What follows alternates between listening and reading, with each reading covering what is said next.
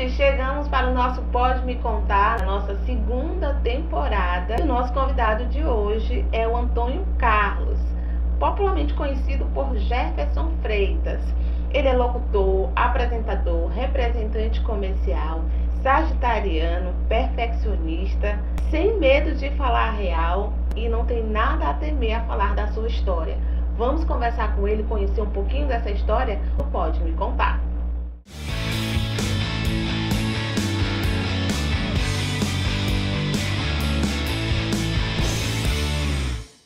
Seja bem-vindo, Jefferson, ao nosso podcast Pode Me Contar. Para a gente é uma honra recebê-lo aqui, para poder partilhar um pouquinho da sua história com a gente. Muito obrigado, Ieda, muito obrigado a todos que estão, que vão com certeza ter acesso a essa matéria. Bom dia especial a todos vocês. Estamos aqui, para a gente conversar um pouquinho sobre a nossa cidade, a nossa realidade, enfim, vamos conversar, Jefferson Freitas, vamos começar pelo teu nome. Aqui, o seu nome é Antônio Carlos, Isso. mas conhecido por Jefferson Freitas. Exatamente. Como é que surgiu esse nome? Nesse mundo da imprensa, eu nasci como Jefferson Freitas. Porque na verdade esse Jefferson tomou de conta, A minha mulher nem gosta tanto desse Jefferson Freitas não, porque ela acha que o mundo do Jefferson Freitas ela não concordou com ele, E teve uns certos erros que ela não gostou que acontecesse, E aí ela não gosta muito. Mas o meu nome realmente maior conhecido, não só no Codó, mas em boa parte, é Jefferson Freitas mesmo. Por que Jefferson Freitas? Vontade de trabalhar, muita vontade de trabalhar na comunicação e também a convite, O nosso amigo Jeruan Almada estudava no Colégio Codoense e ele, meu amigo, meu colega de escola, e ele gostou muito do meu tom de voz, da minha voz, e ele perguntou se eu não tinha interesse de trabalhar de rádio e tal. Falei sim, dá, tem vontade. Ele disse, então aparece lá na Eldorado e a gente conversa. E aí eu fui lá, exatamente quando surgiu a oportunidade de fazer um concursozinho, pra gente trabalhar. O diretor da Mirante tinha acabado de sair da Mirante e veio para Eldorado e quis garimpar umas pessoas em Codó para fazer um rádio jornal, e o Jeruan era o âncora da época e até hoje continua âncora. E aí ele me convidou, gostou do timbre de voz, tudo, me convidou. E eu fui e fiz o teste. E passei, entendeu? Na verdade, até foi assim, eu comecei pela Mirante, O teste primeiro foi feito na Mirante, Foi feito na Mirante. E lá eu quase ficava reprovado. Andei perto de ficar reprovado. Por quê? Porque quando eu estudei na escola, CH tem som de X, X, CH, X, não é isso? E quando eu fui ler o nome do secretário de Educação, eu li Belchior. E era para ser Belchior, A pronúncia é Belchior. E eu li, quando eu aprendi a ler, que era Belchior. Eu não tinha conhecimento da pronúncia, até porque nome próprio, depois eu aprendi, nome próprio é de acordo com a pronúncia, De acordo com a pronúncia. Inclusive meu nome é Antônio Carlos, mas não tem um acento no O, um acento agudo. Melhor, o circunflexo. E tem muito nome que o Antônio tem um acento circunflexo, o meu não tem. Então assim, questão de nome próprio e pronúncia vai depender de como você ouve essa pronúncia, como você realmente gosta de ser pronunciado. Então eu fiz essa gafe, Quando eu cometi essa gafe, pela leitura eu fui reprovado, mas pela voz eu fui aprovado. Aí a Mirante resolveu me aprovar pela minha voz e nós fomos para o estágio. Mas naquela época o Leonel muito empolgado demais, muito dinheiro, muita condição boa. Aí ele resolveu tirar todo mundo do estágio, e contratou pessoas de fora. Não aproveitou a nós. A gente estava estagiando já, tudo. E aí esse diretor, aí o diretor sai da Mirante, vem para Eldorado e nos convida para lá, para Eldorado. E nós fomos estagiar no Eldorado. Fizemos um testezinho para aptidão e fomos estagiar. Quando foi para estrear, nós ficamos 3, e desses 3 ele selecionou nós 2, eu e o Benevaldo. O Benevaldo ele trabalhava consertando o relógio na Praça Ferreira Banha. E ele tinha 2 nomes, ele tinha o nome de Jefferson Freitas e tinha o nome de Jorge Luiz. Tinha esses 2 nomes.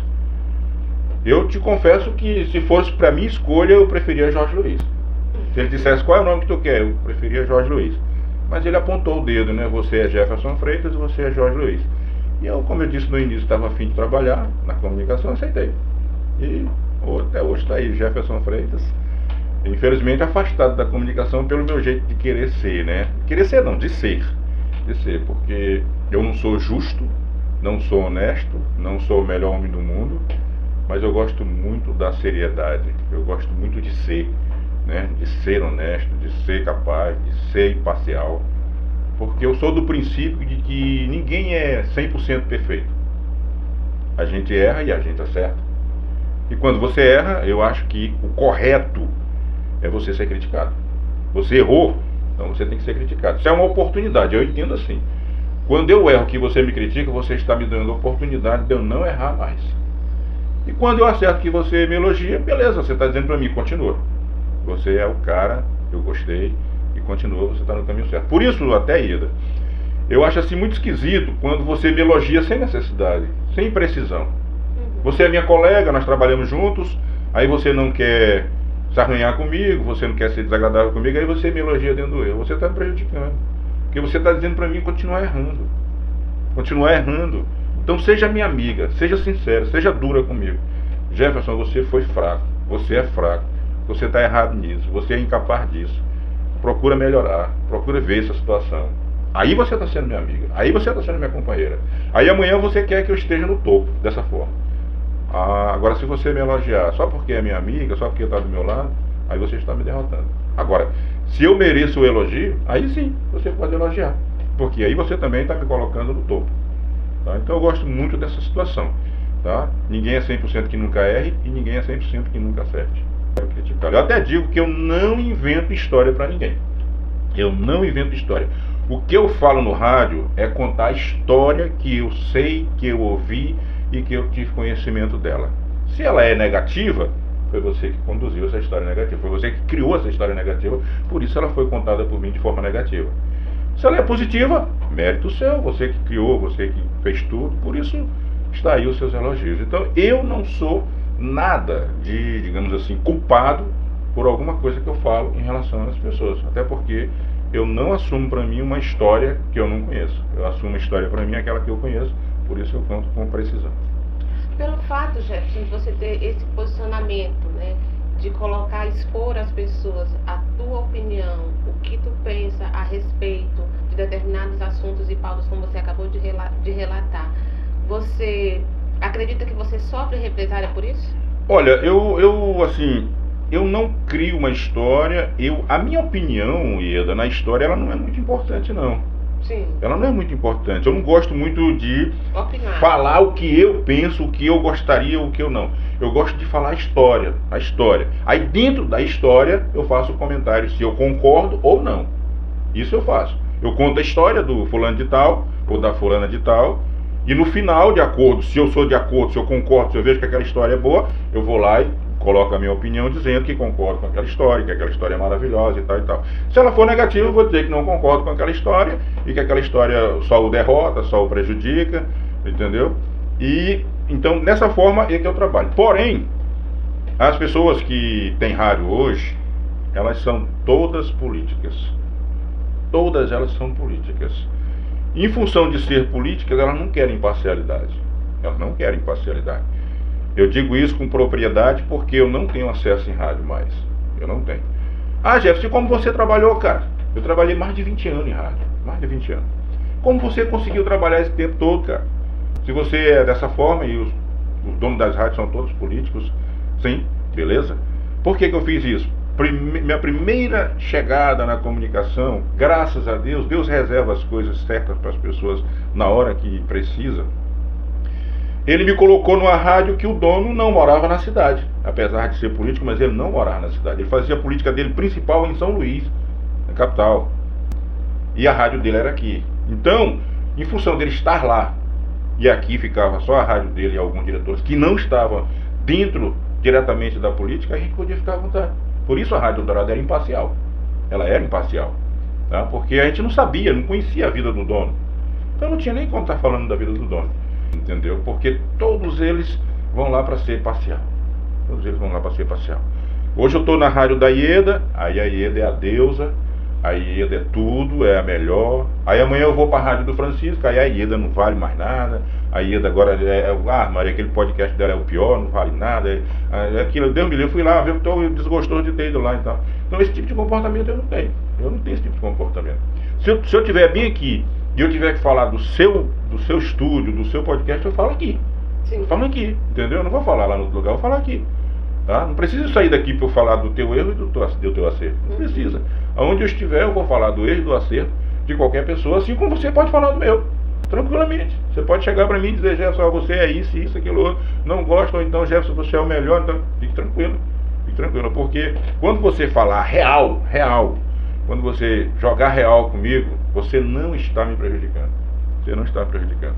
Você está me beneficiando. Você está me dando, se por acaso a real minha é negativa, você está me dando um alerta para eu ser positivo. E se for positivo, você está pedindo que eu continue positivo. Então assim, eu fico muito à vontade com essa situação, muito à vontade mesmo. E aí, em função de eu me comportar dessa forma, os donos de rádio não aceitam.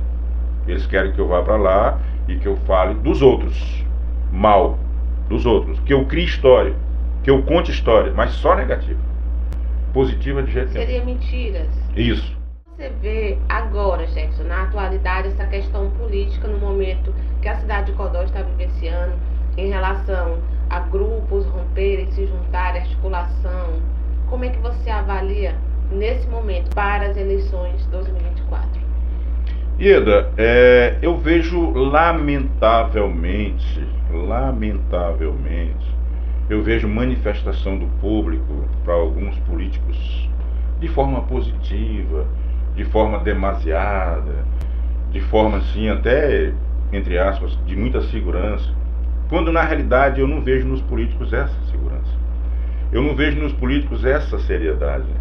Eu não vejo nos políticos essa vontade de fazer algo pela população. De jeito nenhum. É tanto que você vê as loucuras deles de brigar, de se estaponar, de ir para a justiça, de ser processado um pelo outro, né? A figura A processa a figura B processa a figura C, depois eles estão juntos e dizem, tentam colocar na nossa cabeça que nada aconteceu, que nós somos praticamente uns mentirosos, falar aquilo que não existiu, entendeu? E fazem tudo que é possível para que eles possam galgar o cargo, para que eles possam ir para o cargo. Mas também nós temos uma culpa, a população tem uma culpa, porque nós discutimos pessoas, nós não discutimos projetos. Eu discuto o Antônio Carlos, eu discuto o Francisco, eu discuto o Pedro, o João, o Manuel, mas eu não discuto o projeto deles. Eu não procuro o projeto deles. Eu não procuro conhecer qual é a intenção do porquê do candidato. Entendeu? Eu não procuro. Aí, como é que esse cidadão vai fazer alguma coisa se ele não me apresentou nada? Ele apresentou apenas o nome dele. Amanhã, se eu cobrar ele disse, não, rapaz, foi o que eu disse pra você, o que foi que eu lhe prometi? Você votou em mim, no Antônio Carlos, você não votou no projeto do Antônio Carlos. Então eu sou desse jeito aqui, tá reclamando do quê? Você botou o Antônio Carlos aqui, eu sou essa forma de ser. Vou continuar sendo isso aqui. Entendeu? Não existe preocupação, cara. Pelo comportamento desses cidadãos, não existe compromisso, não existe vontade de fazer algo para que amanhã ele possa olhar e a história dele refletir sobre o que ele fez, sobre o que ele pensa, sobre o que ele idealizou, sobre a sua vontade de querer fazer. Não tem essa preocupação. Uma coisa mentirosa que começa com mentira, ela nunca vai ser verdade. Nunca vai ser verdade. Ela começou com mentiras. Ela começou mentirosa.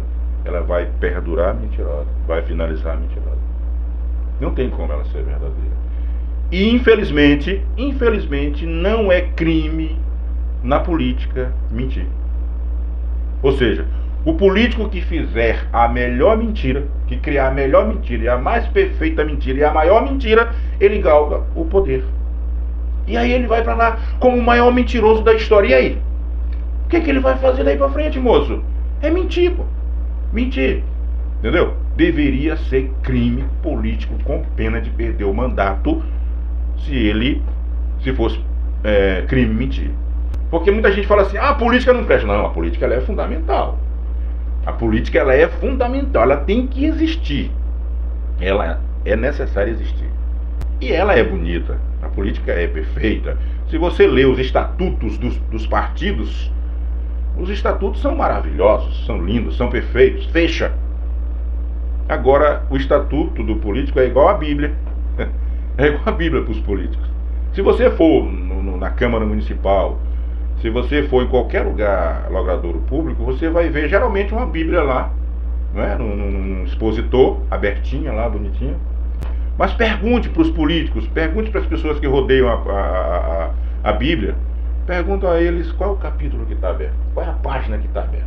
Eles não sabem, eles não leem a Bíblia, entendeu? Assim como eles fazem com o estatuto. Se você perguntar sobre o estatuto do partido que ele está, ele não sabe, ele não conhece. Na tua opinião, tem um nome aí para se salvar dentre esses? Olha, eu te digo que tem diferente. Agora, bom, eu preciso conhecer.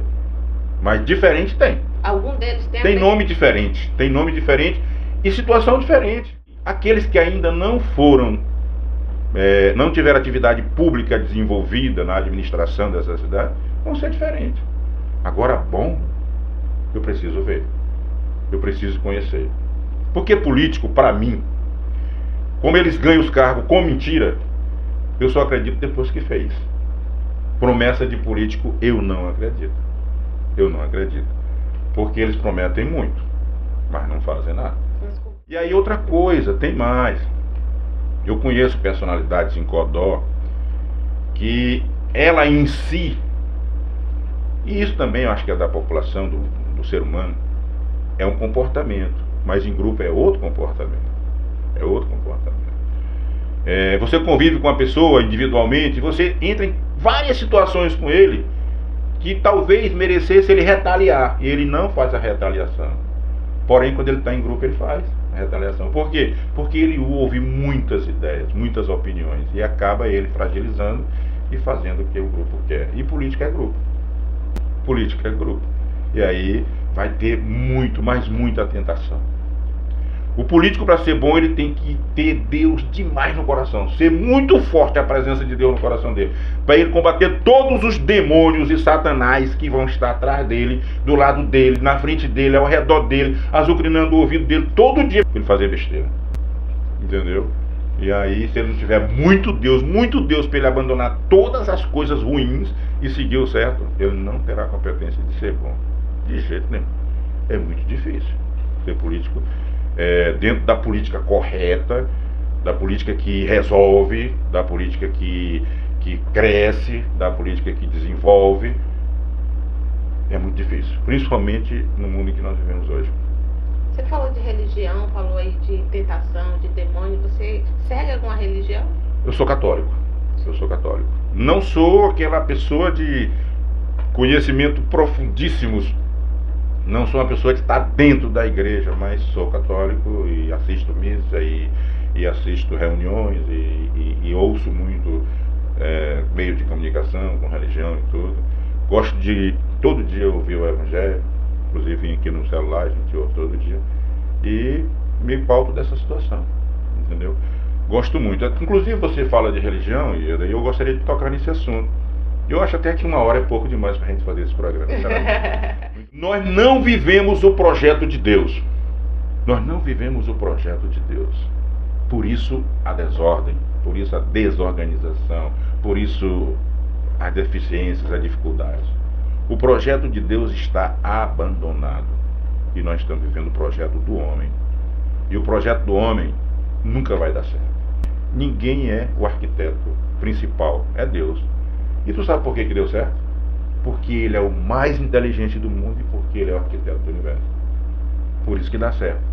Tu sabe por que a política não dá certo? Porque o Jefferson Freitas analfabeto governa Codó. Ora, como é que eu, analfabeto, vou ter condição de governar uma cidade? Não estou aqui sendo contra ninguém, estou relatando a realidade. Se aí o projeto do homem estabelece que eu, analfabeto, posso governar, e nós vivemos o projeto do homem, vamos continuar. Não vim aqui para ser contra o projeto do homem, não. Entendeu? Não vim aqui para... Melhor, eu vim aqui para ser contra, realmente. Não vim aqui para acabar com o projeto do homem, não. O projeto do homem, quem sou eu? Quando eu cheguei, eu tenho o quê? 60 anos de idade. E quando eu cheguei, o mundo já era mundo. E essa coisa aí já estava assim. Então quem sou eu para acabar? Agora eu não concordo. Não concordo de viver o projeto do homem. Eu vivo, mas não concordo de viver. A gente tem que viver o projeto de Deus. Se nós fizermos isso, tudo vai dar certo. Então, esse homem que teve essa capacidade de fazer isso e dar certo, é porque ele era o maior sábio do mundo. Você tem quantos filhos? Três filhos. Eu tenho a primeira que nasceu mulher, ela é profissional na área da nutrição e materno-infantil. Sim. Né? Ela trabalha nessas duas áreas e ela está se aprofundando mais e mais e mais. O meu segundo filho é um homem. Ele é da área de fisioterapia. Hoje ele está em Imperatriz e lá ele coordena cursos numa universidade lá em Imperatriz. E ele também está agora fazendo mestrado. Porque na área que ele está de coordenação, ele precisa do mestrado.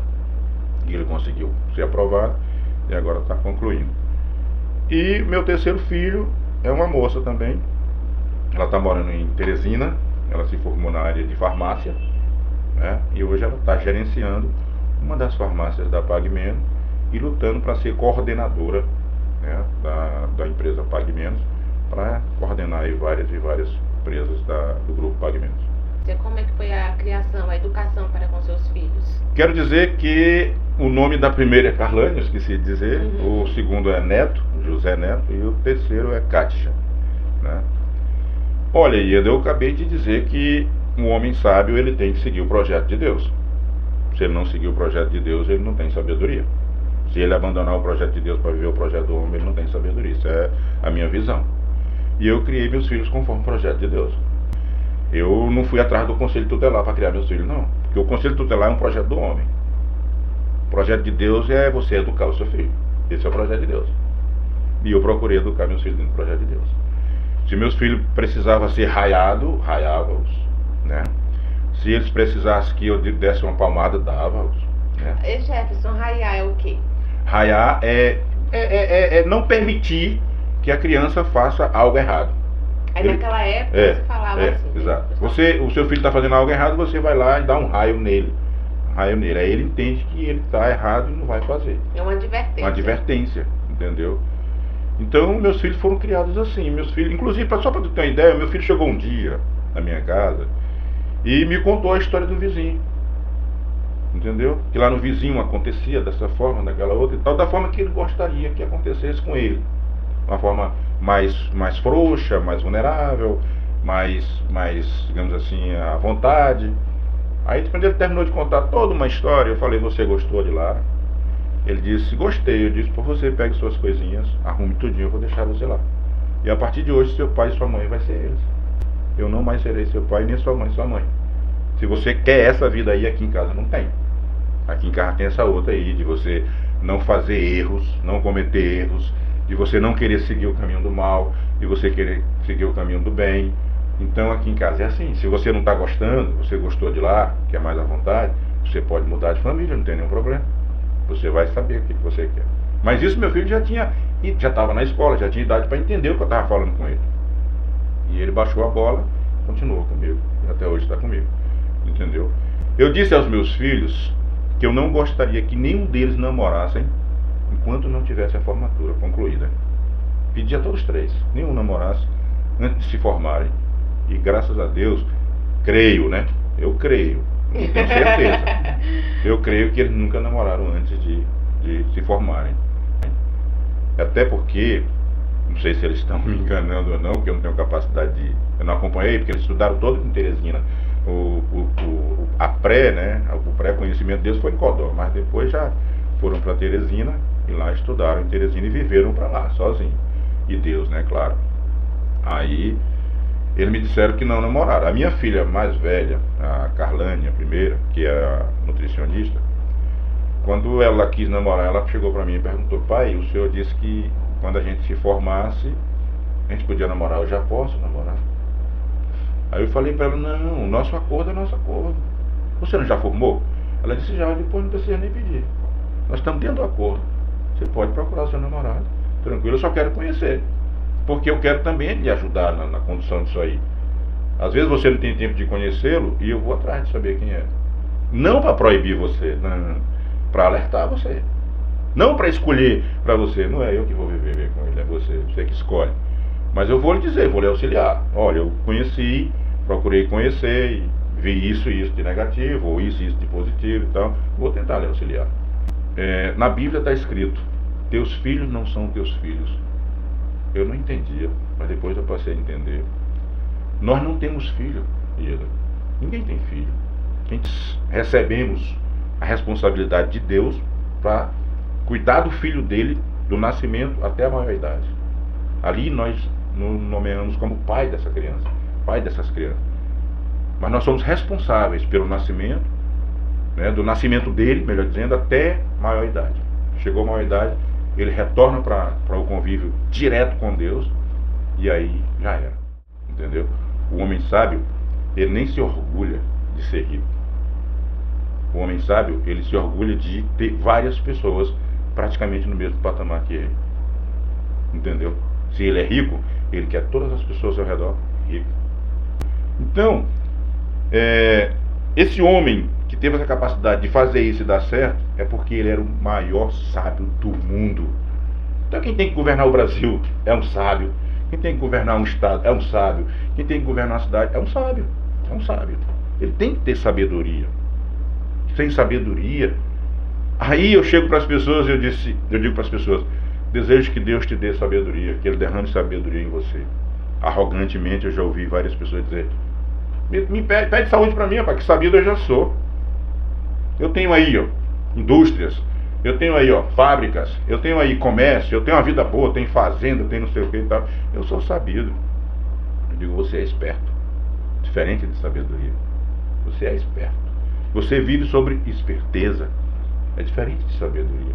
E ele sente felicidade porque a maioria é rica, se não todos. Aí é sabedoria. Mas ele dizer que ele é sabido porque ele tem tudo e o outro está mendigando no pé dele, isso não é sabedoria. Isso é esperteza. Entendeu? Então assim, é muito difícil dar certo. Primeiro eu disse para você, mentira não é crime na política. E eu como analfabeto eu posso administrar o país, o estado e o município. Eu posso governar, mesmo analfabeto. Ah, Jefferson, mas existe assessoria. Ah, tu também está sendo muito radical. Tem assessoria. Sim, mas como eu tenho competência de organizar uma assessoria, se eu não sei nada? E minha assessoria faz as coisas erradas, eu vou fazer o quê? Aprovar. Eu vou confiar na minha assessoria. Ah, minha assessoria é formada por doutores, por pessoas esclarecidas, por tudo. E se eles quiserem me trapacear? Se eles quiserem me botar na cadeia? Se eles quiserem acabar com a minha vida, eles vão acabar e eu vou assinar. Porque eu não conheço, sou analfabeto. Então, não basta você... Porque parece que a lei da política basta você votar para ser votado. Você votou, pode ser votado. Acho que por aí não, cara. Tem que mudar muita coisa. E ela só vai dar certo se na política mudar muita coisa pros corretos, pro certo. Você falou também pra gente aqui nos bastidores, Jefferson, que agora você está afastado da comunicação, né? O que você faz hoje especificamente? Vou te dizer um sonho meu. Gostaria de viver de duas situações. Gostaria de viver como professor, que eu já estive na sala de aula. Eu sou professor. Eu cursei. O meu primeiro curso foi contabilidade. Formei tecnicamente contabilidade. Meu segundo curso, aí já a pedido da minha esposa, para eu não ficar parado, aí eu fiz magistério, que é exatamente o que me dá o direito de ser professor. Sim. E o meu terceiro curso, comecei, mas não terminei, foi agricultura. Porque nós fizemos uma turma muito mínima, E aí foram desistindo. Chegou a um ponto que não deu sustentabilidade no curso, e aí foi fechado o curso, não por desistência minha, mas por não ter condição de comandar o curso. E a outra que eu fiz, técnico, né, me formei técnico em comunicação.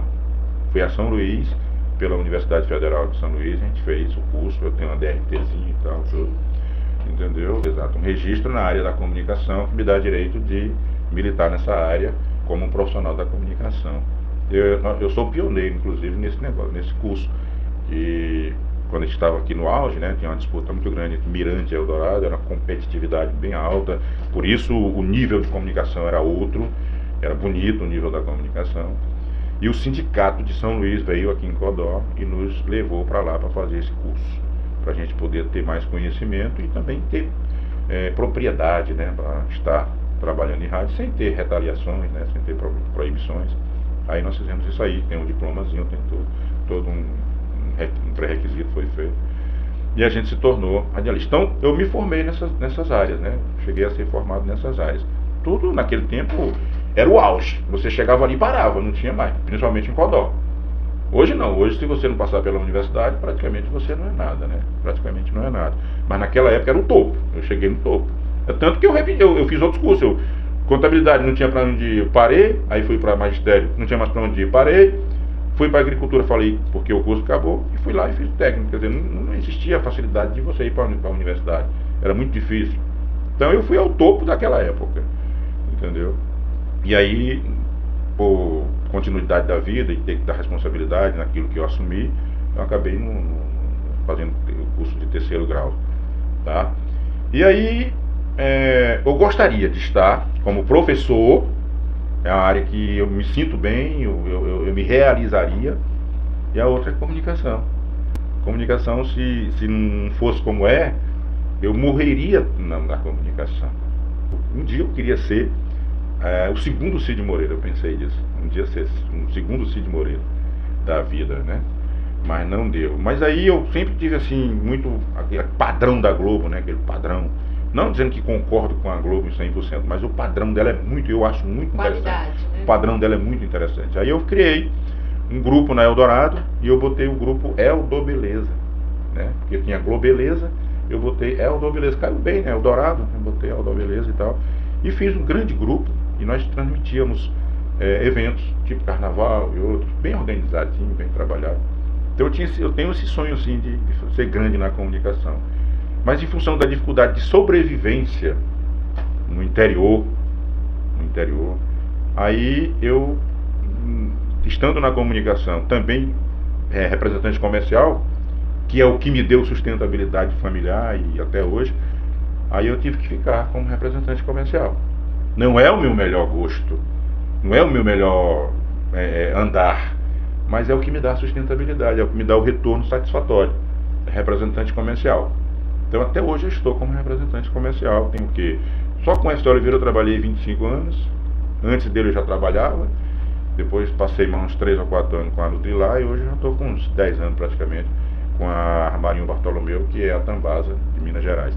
Mas se eu tivesse como sobreviver de comunicação, tanto na escola como no rádio e televisão, era ali que eu vivia, era ali que eu me dava bem. Mas infelizmente, imparcial como eu quero ser e dependendo dos donos, é muito difícil. Você falou aí, não deu. Você acha que você não conseguiu na sua carreira, enquanto aí na comunicação, você não alcançou o topo, o sucesso, quando você faz essa fala que não deu? Olha, sucesso, eu acredito até que eu tive um pouco, né, de sucesso, até porque, graças a Deus, toda vez que eu me comunico, eu sou bastante observado,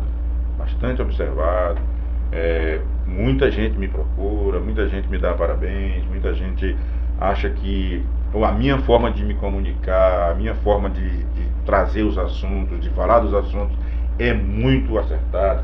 A grande maioria aprova da forma que eu me comporto, que eu falo, que eu me coloco, entendeu? Então eu acredito que eu obtive sucesso nessa situação. Sim. O que eu não obtive sucesso foi no que diz respeito a concretizar, ou melhor, a edificar. Eu nunca edifiquei nada na comunicação, nunca fiz um prédio para comunicação, nunca fiz um estúdio, nunca montei nada assim, nunca edifiquei nada para eu continuar na educação, como você já está edificando isso aqui, como o Marcelo Rocha edificou dele, como o Mãozinha edificou, como a Célio Trindade edificou, eu nunca edifiquei. Aí, e eu ganhei dinheiro, mas tu ganhou dinheiro e tu não montou nada para ti? Eu montei a minha nutricionista em universidade particular, em Teresina. Eu montei o meu fisioterapeuta em Teresina, nas melhores universidades que eles estudaram, foi Santo Agostinho, estudaram Nova FAP, estudaram Facide. Construí sim a minha farmacêutica também nessas universidades lá em Teresina, entendeu? E para isso eu tive que fazer estrutura em Teresina, né, para poder manter, porque o aluguel ia me puxar muito, então eu preferi estruturar. Então assim, eu tinha outras visões para fazer alguma coisa e não sobrou para edificar o meu sonho. Naquele momento, não sobrou para edificar o meu sonho. Aí muita gente disse, mas já tu deveria ter feito um investimento. Eu tinha medo de faltar dinheiro para isso. Acabei não edificando nada para realizar o meu sonho pessoal. Mas meu sonho coletivo não está realizado, mas está praticamente realizado. Entendeu? Se eu morrer agora, eu vou tranquilo, porque eu deixei uma família estruturada para viver o futuro com tranquilidade. Nada que acontecer com a minha família, nada vai fazer eu chorar. Por mais que seja cruel, vai fazer eu chorar. Por quê? Porque eu preparei para isso não acontecer. Preparei minha família para nada de ruim acontecer. Se acontecer, é aquela coisa, ele é filho de Deus e ele tem a história dele a contar, e ele tem o livre-arbítrio, né, que Deus colocou, o livre-arbítrio, e ele, vivendo o seu livre-arbítrio, me conduziu àquela situação. O que eu posso fazer? Depender de mim, o meu filho não comete nada errado, mas não depende de mim. Sim. Não depende de mim. Quando eles eram crianças, que dependia de mim, eles não faziam. É tanto que uma vez na escola, me chamaram para uma situação, o seu filho fica com mau comportamento aqui dentro da escola, gostaria que você tomasse providência. Eu falei, mas eu disse a você para tomar de conta do meu filho na escola, foi isso? Eu dei carta branca para você virar a mãe e o pai do meu filho. Foi assim que eu coloquei na escola? Mas você sabe que é a lei do homem, não sei o que. Mas eu não estou pela lei do homem, eu estou pela lei de Deus, e eu entreguei para você a responsabilidade, porque eu não posso ficar com ele. Agora, se você pagar o meu sustento da forma que eu quero, que eu gostaria, eu vou ficar vigiando meu filho para você na sua escola. Mas eu tenho que abandonar meu filho na sua mão. E você, eu disse na frente dele, para você, que você é a mãe e o pai dele. Que você disser aqui, eles vão obedecer. Por que você não exerce essa função? Aí ela virou para mim, por que você não cria em casa? Eu disse, eu vim lhe pedir algum dia para você criar meu filho lá em casa. Nunca vim lhe pedir. Faz o seguinte, more um mês na minha casa e veja qual é o comportamento deles comigo. E ande comigo mais ele e veja qual é o comportamento deles perto de mim.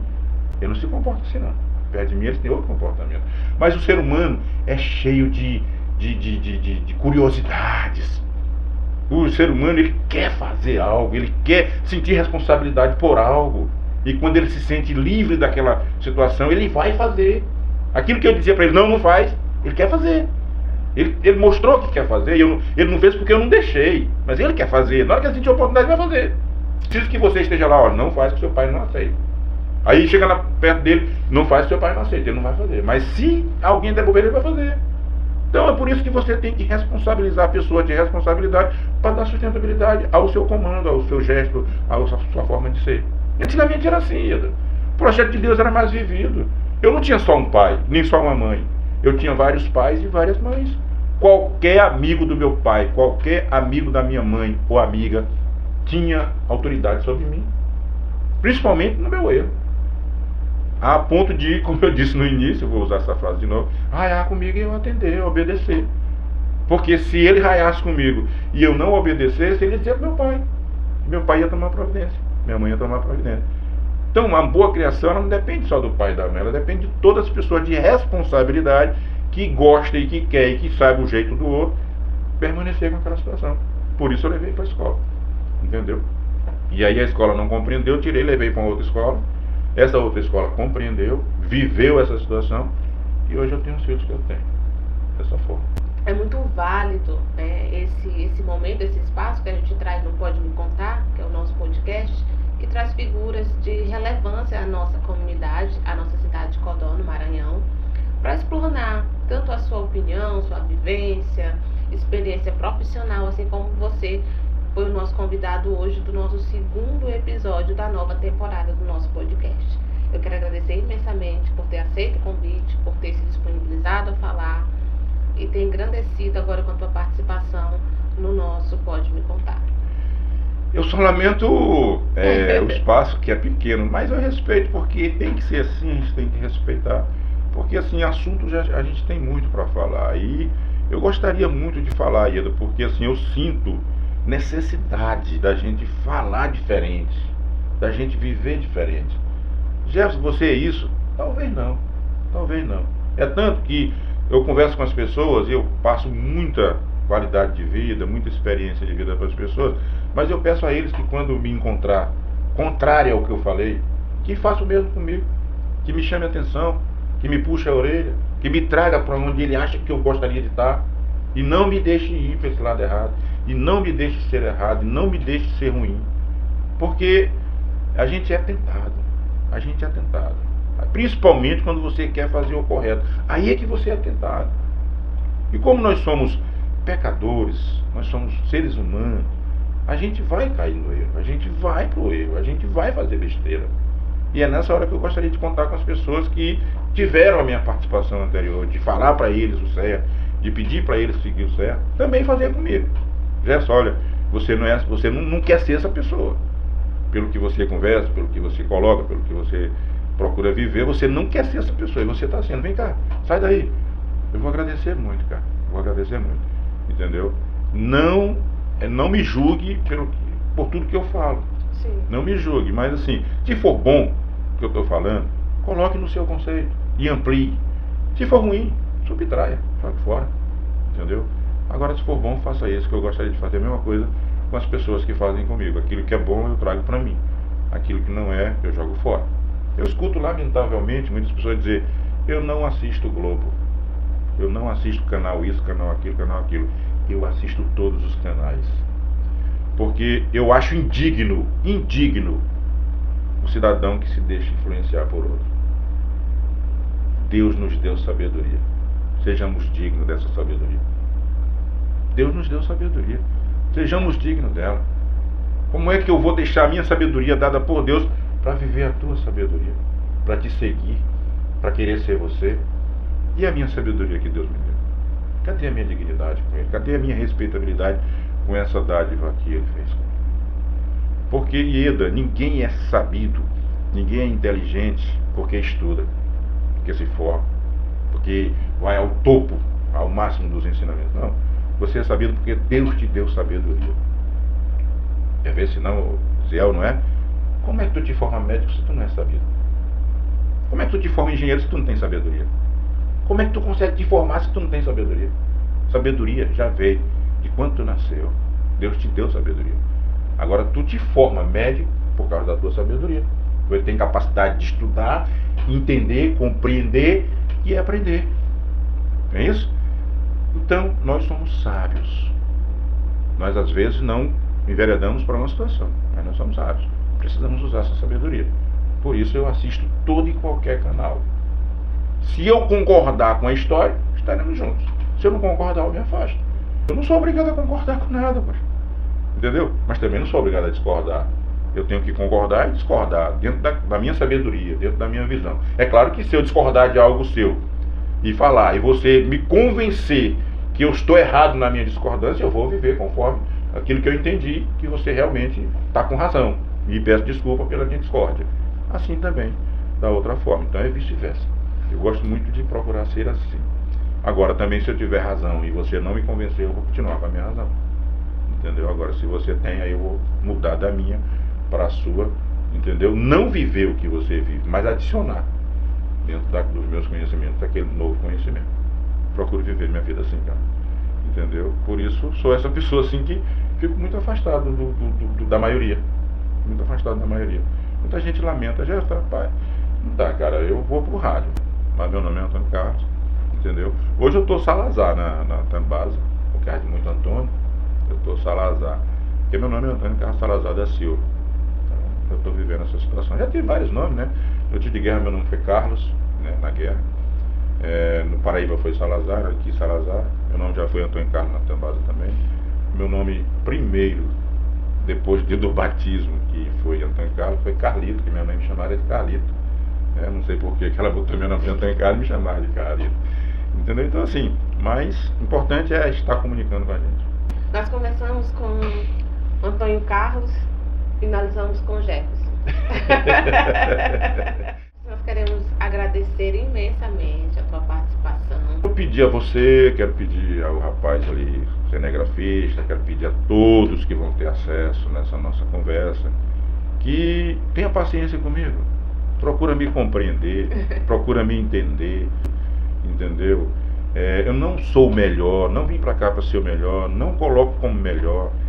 Mas assim, cara, eu tenho a minha visão, eu coloco a minha visão, não dizendo que é a minha visão total. Mas essa visão que eu tenho hoje é de ouvir religiosos, de ouvir comunicação, de ouvir a própria população, de ouvir amigos, de ouvir muita coisa. E, como eu disse, de tudo que eu escuto, de tudo que eu leio, de tudo que eu procuro aprender, eu procuro o miolo da situação. O que eu não concordo, eu tiro. O que eu concordo, eu junto e trago essa opinião para o pessoal. Você não é obrigado a concordar. Você pode amanhã me encontrar, já. Eu não concordo com isso, isso e isso. E nós vamos debater. Se lá eu ver que a sua discordância tem razão, quando você me ver numa outra oportunidade, vai ser diferente. Porque eu já vou estar adoçando ou adicionando aquele outro novo conhecimento que você me fez ter. Então, a minha vida é pautada nisso. Não querendo trazer uma opinião minha, a ideia minha tem que ser. Não, jamais, jamais. Eu posso ser concordado e discordado a qualquer momento. Esse foi o nosso segundo episódio da nossa nova temporada. E para você não perder nada desse episódio completo, é aqui na TV Me Conta. No Instagram é no @meconta_com_Ieda_Martins. E até o nosso próximo encontro, se assim Deus permitir. Obrigado Tchau, a todos. Muito obrigado.